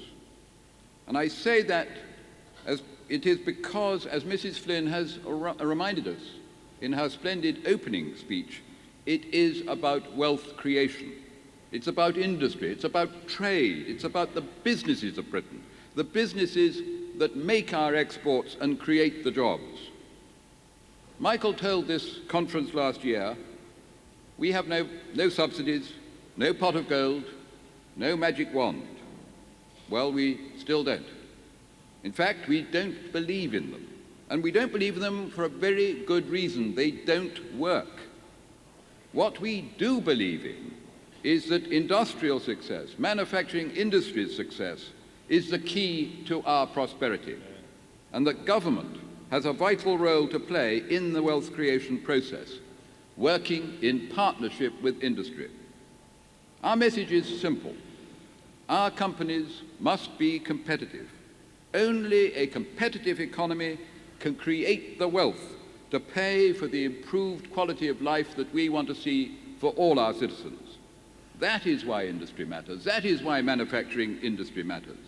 In fact, it was that belief and a recognition of how badly the Labour government in the late 1960s let industry down, let the country down, that persuaded me to leave business for politics, to leave the boardroom of a well-known retailer for the uncertainties of politics.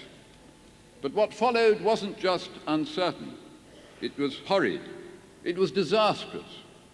It was 5 long years of hard labor. Labour, the Labour Party, making an even greater mess of running the country in the 1970s than they had in the 1960s. No wonder Britain was at the bottom of the league in growth, in output, in productivity, in exports. But of course, top of the league in strikes and top of the league in inflation. But happily, that is now history. But for the Labour Party, of course, it's still their idea of a promising future. They want to bring it all back, even the union leaders, back for tea and promises at number 10. Ask yourselves, what was the price John Smith paid for that vote last week in Brighton? What deal did he strike? I'll tell you the deal and what it meant. The proposals do not in any way break or diminish the links between the Labour Party and the trade unions. Those, ladies and gentlemen, are not my words. They are John Smith's own words in Brighton last week. Well, we believe in going forward, not backwards. Through the 1980s, this government, this party, recovered some of the lost ground. No, I think that is too modest. As John Adcliffe told us, we made enormous strides in the 80s. Our achievements then have given us the foundations to build on today. Productivity and industrial relations transformed, the tax regime reformed. Huge success, as we have been reminded, in attracting inward investment. And subsidy-hungry public monopolies transformed into world-beating exporters. No wonder we went to the top of the league for for growth in output and for productivity. But the challenge now is to build on those successes, to build a steady, sustainable, strong recovery. Recovery from a recession that has gripped the world, a recession from which Britain is now recovering while many of our trading partners are still suffering. We all know we've been through a very difficult time. Jobs lost, businesses gone, but we can now see that recovery is clearly underway. And our task in government is to work in partnership with industry to sustain and build on that recovery. Our priorities are clear. The first thing any businessman asks of government, as indeed they asked again during this debate, is to get the fundamentals right. That means inflation. Well, we got that right, below 2% since the start of this year. It means interest rates.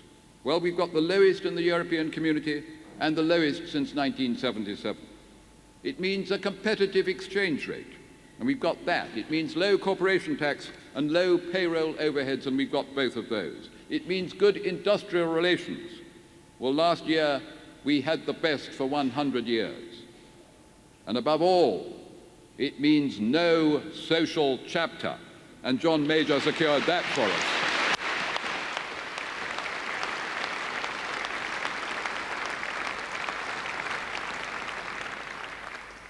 And that's why the Germans, the Japanese, look with envy at our economy. Yes, and the French. We are the country in Europe with the growing economy. Yes, Mrs. Flynn, we have, in the words of your excellent motion, created the best climate for business growth in Europe. Now, that achievement has been hard fought for, hard won, and I can assure you, ladies and gentlemen, it will be hard defended. The next priority for any government is to be well informed. For the DTI, that means to be as well informed as it is possible to be about manufacturing industry and about the challenges it faces. We must have the clearest idea of what our competitors in other countries are up to. Today, we are all, every size of business, operating and competing in a global marketplace. And let us be under no illusion, the competition out there is formidable. Never underestimate the challenge we face. I learnt that when I was a retailer. The first rule of business is to know about the competition, and I can tell you, I spent a lot of time in Tesco and Safeway.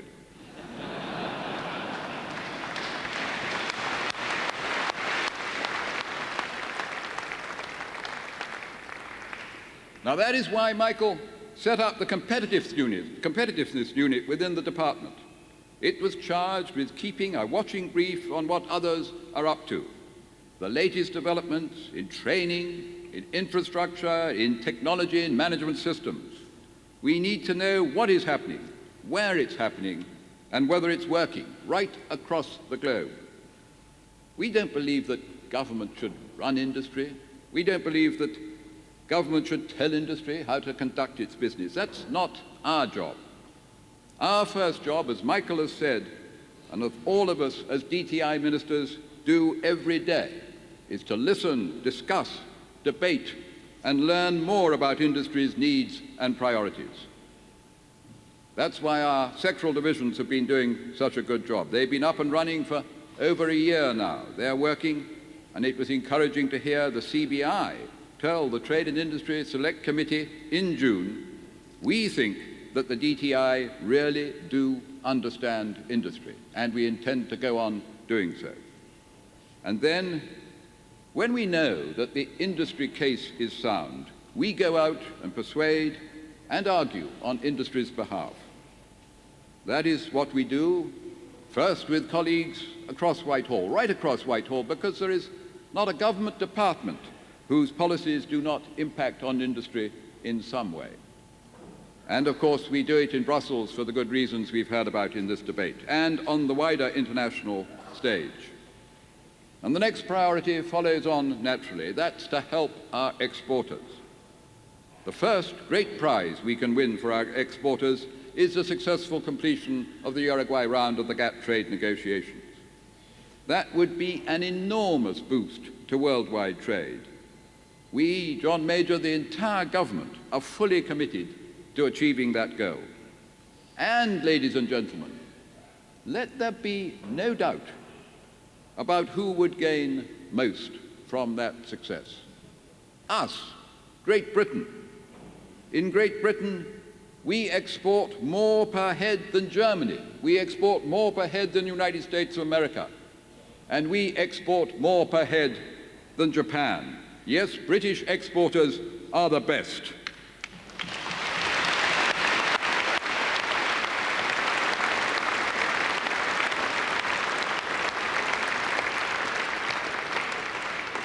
They are the best, and we are determined to provide them with the best services through the DTI and through the FCO Foreign Office posts overseas.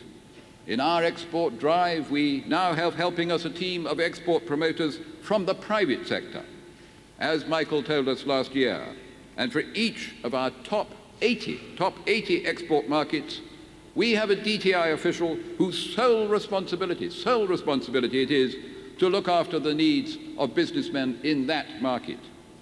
All ministers in the government promote British exports wherever they go.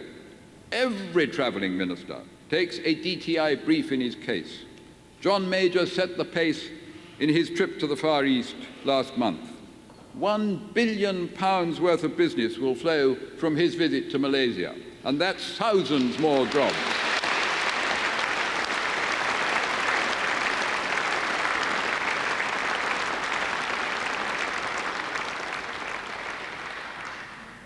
Now, ladies and gentlemen, this past year marked a watershed for our exporters. The single market is now open for business. We now have a home market of 340 million potential customers. What a splendid launching pad from which to go out and compete and win in the wider markets throughout the world. Compete and win. To do that, for British business to do that, we need constantly to examine and to re-examine our strengths and our weaknesses. Let there be no mistake. We do have strengths. I say this not through any sense of complacency, but because, as we were told, one of our undoubted talents, a talent, I may say, bordering on genius, is self-denigration. But as well as strengths, we have weaknesses. They are being tackled, including some of the most difficult, most long-term issues. The past year has seen significant progress. You've already heard what is being done to improve skills training and to address the shortcomings in our educational system. And since John Major announced at last year's conference a new blitz, a very welcome blitz on red tape, Michael and his machete have been at work.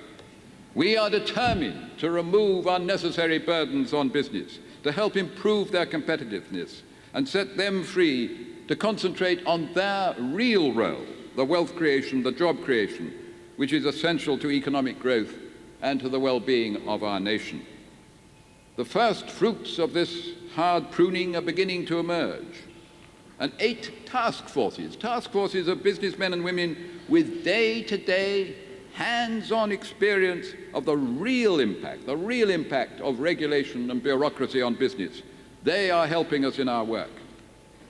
We've said there will be a deregulation bill, and there will be. And it will be a tough bill.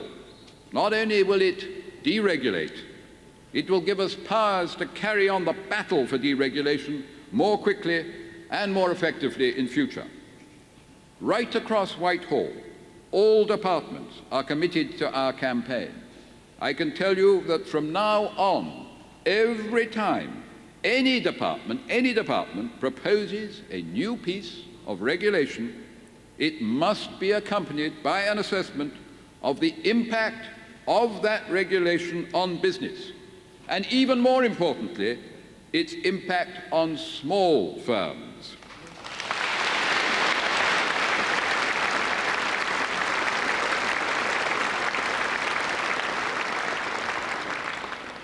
And can I say, Madam Chairman, how delighted I am that this conference has chosen to debate this important subject of deregulation tomorrow. It is of vital importance to industry, but particularly to our smaller companies. And those smaller firms are at the very heart of our economy. We are determined to give them a better delivery of government-backed services and advice. We will be out there where their activity is, where their businesses are, accessible and approachable. That's why we are establishing a network of one-stop shops, now known as Business Links. They will be in towns and cities right across the country, and the first pilot Business Links are beginning to open their doors, and by March next year, we expect to have 45 up and running. But there is much more still to be done in the fight to achieve a world-beating economy. There can be no question, ladies and gentlemen, of just tinkering at the edges. Where reform is needed, difficult decisions may have to be taken. But I can promise you that this government will not shrink from tough decisions. That is what being in government is all about. We know that.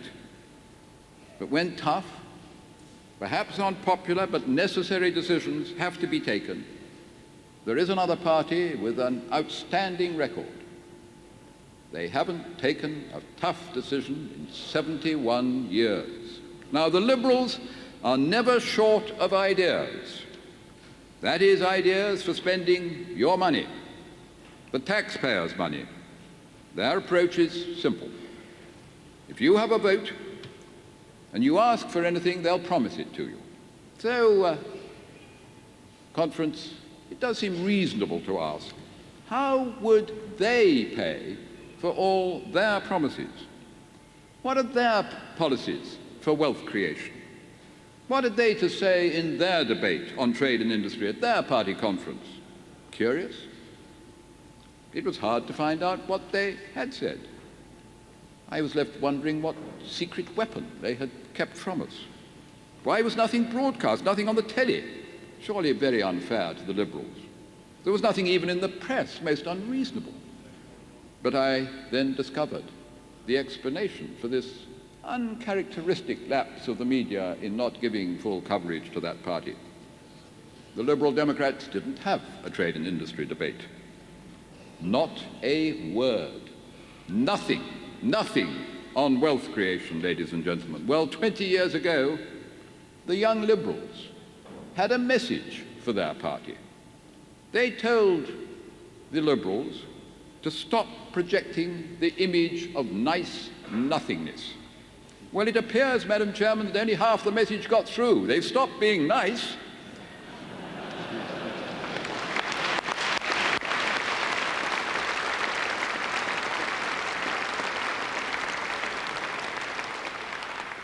But the nothingness remains. As the old song goes, the Gershwin song, they've still got plenty of nothing. But, Mr. Chairman, Madam Chairman, our party does have something to say. John Major has reaffirmed for all of us the importance his government attaches to industry and to manufacturing industry. Our aim at the DTI is to help British business to compete successfully at home, in the rest of Europe and throughout the world. But it is not just the DTI, but the whole government that is committed to working in partnership with British business to help it succeed, to help it excel.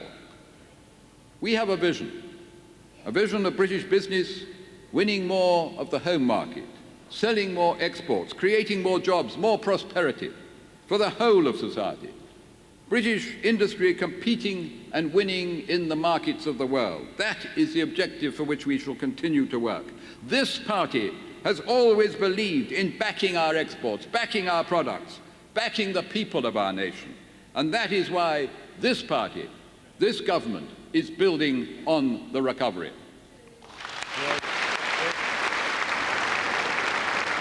So Tim Sainsbury finishes by quoting the slogan that's upon the platform, and a number of representatives rise to applaud him for taking on the difficult task of being Tarzan's understudy here this afternoon. And there's the man himself with the unmistakable hair, Mr. Sainsbury tried a trial runner running his hand through before his speech. And applauded by his boss.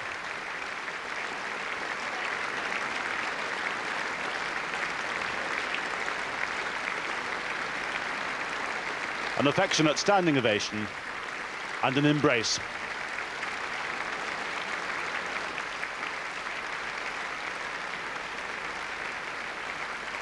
Let's check out from here now to Sheena. We keep hearing two conferences, the one in the hall and the one beyond the hall here in the gardens, on the fringe and around the town, assisted by the media. Newspapers, television and radio work round the clock to find the stories behind the platform performances, and politicians and their kin work equally hectically providing the stories. After all, the Mirror's sensation would never have happened without Lady Thatcher's original memoirs and their teasingly delayed post-conference publication date. How the Mirror did allegedly scoop the Sunday Times' serialisation and so far get away with it will itself become a story.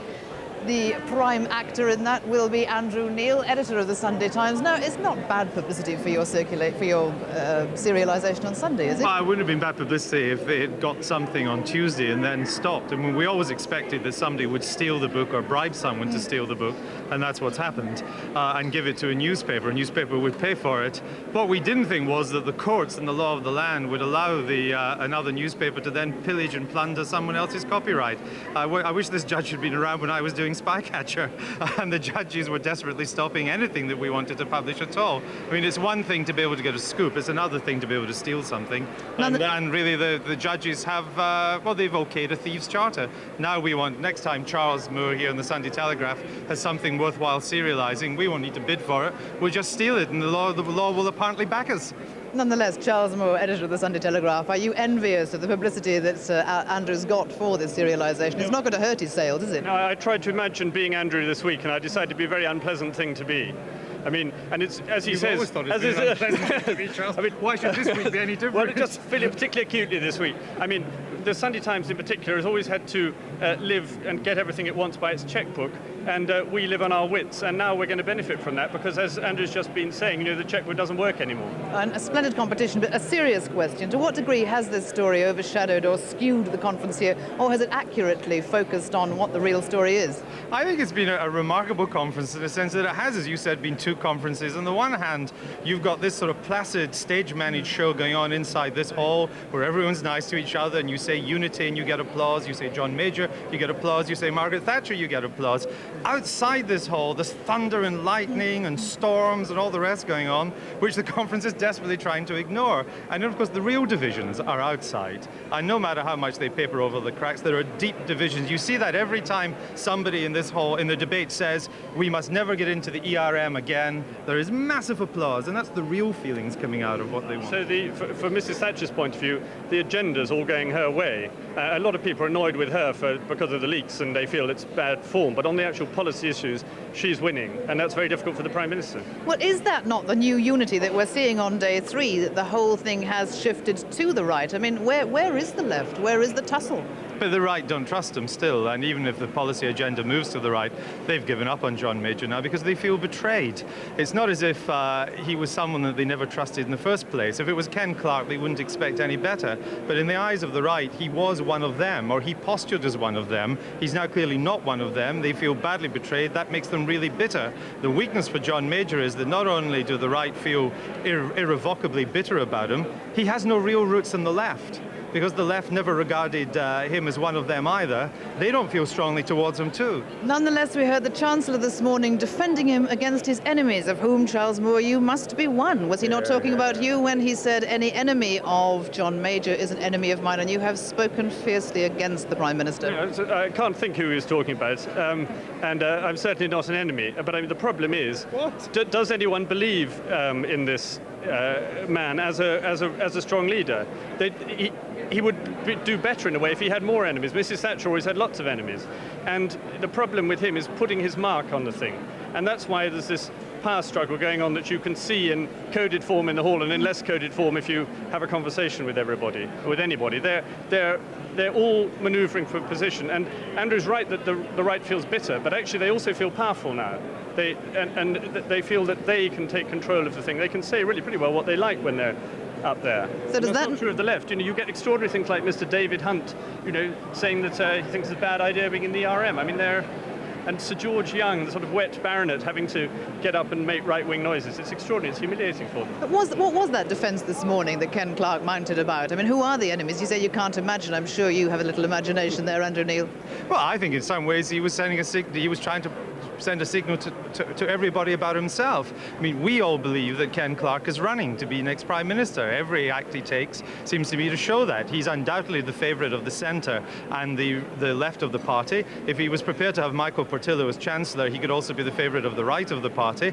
And because we're all saying he's running for the party, he had to say something like, whoever is John Major's enemy is my enemy. That's part of the facade of politics. But as journalists, it's not up to us to go along with that. It's up to us to puncture that. But Charles Moore is suggesting that the left or the centre have been podded, have been invaded by, whether it's an ideology or body snatchers of some sort, but Sir George Young, David Hunt, he said, and appear to be on the right. Or are they doing this simply for today? Well, I think they're doing it for the party conference, and they're doing it to get easy cheers for unity. Plus, the conference is always to the right of the Tory party. I mean, the conference delegates are always on the right, which is why even when Thatcher was at her lowest ebb, she could always count on a huge cheer here, because these were the party faithful. These were the ones that were with her through thick and thin. And to come to a party conference from the left of the party in the current climate, you can't say many left-wing things and get a cheer, so you might as well say a few right-wing things. Yeah, what can the left say? They are actually...